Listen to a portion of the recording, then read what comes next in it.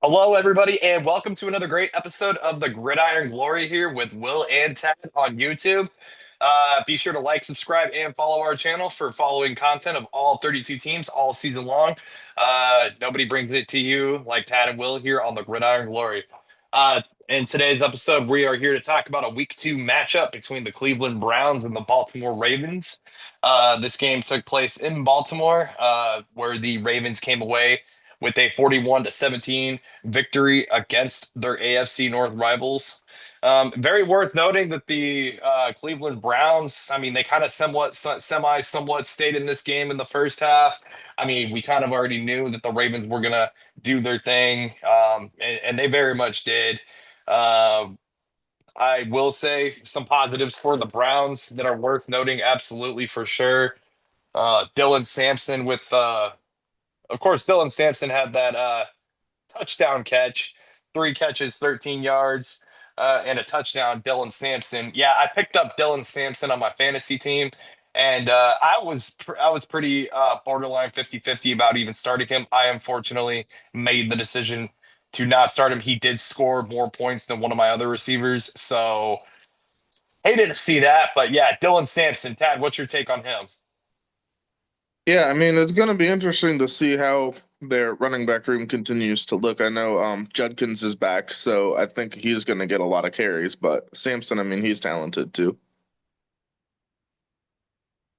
Yeah, the Cleveland wide receiver room in general. I mean, a lot of them got, you know, three receivers with 40 plus yards. So, some good stuff there. I mean, the scoreboard won't say that, but still.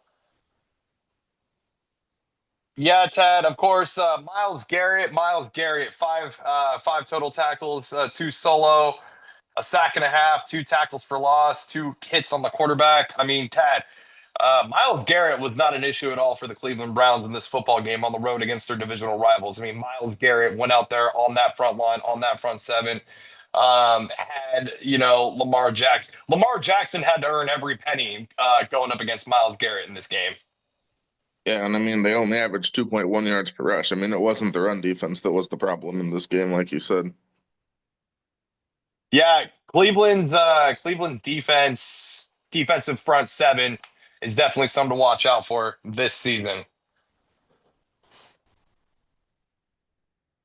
Real quick, Ted, Jerome Ford. Looking at Jerome Ford just really fast. He did have four kick returns for 81 yards. Also, Jerome Ford. Yeah, what's your take on him in this Cleveland running back room? Six carries for 31 yards, but not only in the running back room, but just him as a specialist.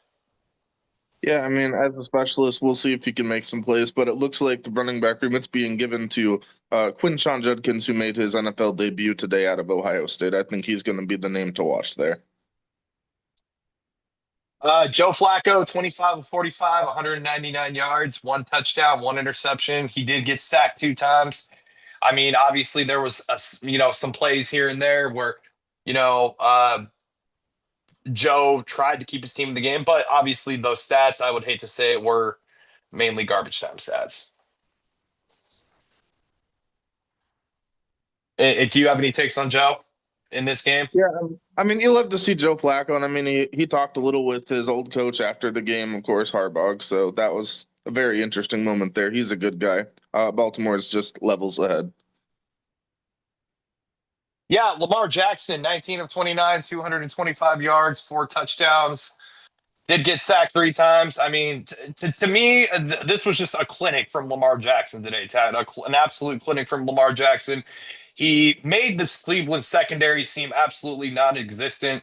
I mean, able to get a lot of his receivers involved downfield. I mean, Derrick Henry, only 23 yards, but yeah, specifically Lamar Jackson, 225 yards, four touchdowns, no interceptions. Absolutely cooked the Cleveland secondary today. Yeah, I mean, generally, when you see the Ravens only have 45 yards on the ground, I mean, it's going to be a long game for the Ravens. But Lamar, like you said, his passing, I mean, the four touchdowns, just big game there. So they got what they needed. Yes, absolutely. Uh, yeah, Derrick Henry. Only 11 carries, 23 yards. What was the issue for Derrick Henry in this football game? Well, probably one of the issues was Miles Garrett. I mean, on the other side, there's some good players on this defensive line, but I think you could say some of the play calling around the goal line was very suspect. I know there was the time they had the first and goal at the one, and then Henry doesn't get the ball from there, and they end up kicking a field goal. So obviously, I mean, not a lot to not like about what Baltimore did, but you'd like to see them keep Henry involved a little more in a situation like that. Yeah, definitely not. What he had in his first game in week one whatsoever about just how quickly the NFL can humble you. But I know Derrick Henry, probably not against the top five defensive line, will play a lot better next week, I'm sure. Yeah, Tad, Zay Flowers, 7 catches, 75 yards. He even had a 19-yard catch. Um, Zay Flowers in this football game. I mean, just a very reliable, very consistent wide receiver all the time for Lamar Jackson. Yeah, I mean, the Ravens receiver room, I mean, it's got, I dare to say, as good of receivers as Lamar's had in a while. I mean, Zay, obviously, we know what Zay can do. He was great. Hopkins is making incredible catches on the left and right. I mean, two catches, 64 and a touchdown, including an incredible catch near the end zone. Devontae Walker, two catches, 26 yards, two touchdowns. I mean, he's a very talented young player as well. I mean, I think they've done a lot of good things to build up their receiver room from when there was just not a lot of talent, and now the talent is improving and they're making plays. I'd be very excited about that if I'm the Ravens, and very concerned about that if I'm the rest of the AFC. Zay Flowers is a very consistent wide receiver. The most standout player to me in this game, Tad, between the Baltimore Ravens and the Cleveland Browns was none other than Devontae Walker. 2 catches, 26 yards, 2 touchdowns. He even had a long catch of 24 yards. Devontae Walker, two big moments. Obviously, one that gave the Ravens, that momentum shift to where it's like, okay, the Ravens felt comfortable that he had that big touchdown catch, but then he adds icing on the catch. I'm sorry, icing on the cake with another great touchdown catch in the fourth quarter. That boy, what was going through my head when he caught that was the Browns look cooked. What was going through your head, and what's your thoughts and takes on Devontae Walker? Yeah, what was going through my head was, boy, do the Ravens have a third receiver that can make plays? Because, like I said earlier, that's what they've been missing for the past several years. I mean, I know they drafted Walker. I want to say it was a couple years ago they drafted him, and I thought he was a very talented player. He couldn't really break onto the field much last year, but if they can have him next to Hopkins and Flowers making plays, this offense is just going to add a whole nother level. And once you get Henry clicking, just like I said, it's going to be dangerous. Yeah, I mean, Devontae Walker absolutely just an incredible showing in this game. So look out for Devontae Walker all season long. I certainly felt like he was a very exciting player to watch in this football game. Yeah, it's had Roquan Smith. We're looking at Roquan Smith here. Uh, Today he had 15 total tackles, 8 solo, 3 tackles for loss, 2 hits on the quarterback, and including a fumble recovery, a big fumble recovery for a touchdown. And just when you thought the Browns couldn't take any more, I mean, Roquan Smith goes out there and says, "Hey, look what else we can do." Um, yeah, I'm a big fan of Roquan Smith. I think he's a premier linebacker in the league.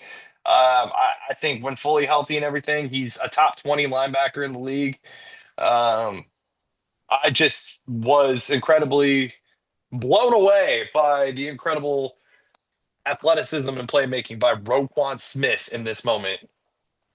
Yeah, I'd say even I'd go a step further and say he's even a bit better than top 20. I'd go as far as to say top 10 when things are clicking well, but just the impact that he makes, the leadership, the plays. I mean, he doesn't take plays off. He goes out there and he does his job on every play. He's incredibly consistent. This is just a very good defense. I mean, it didn't seem like it a week ago when they gave up all the points to Buffalo, but make no mistake, that was more about Buffalo. This is a very good defense, one of the best in the league.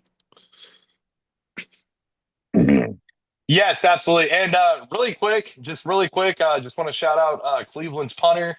Uh, Five total punts, 223 yards, three of them being inside the 20. Even had a 53 long yard punt. Tad, we're talking about Corey Bajorquez, the Cleveland punter. And man, it seems like he's definitely earning his money this season so far. Yeah, yeah, very solid punter there. Yeah, Cleveland. I mean, their special teams, they did what they could do. Yeah, very solid there.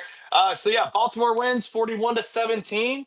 Um, be sure to like, subscribe, and follow for more hot takes, more great content here on the Gridiron Glory with Will and Tad. Be sure to follow us, like, subscribe, and follow all season long, covering all 32 teams, with great ranking content to come as well.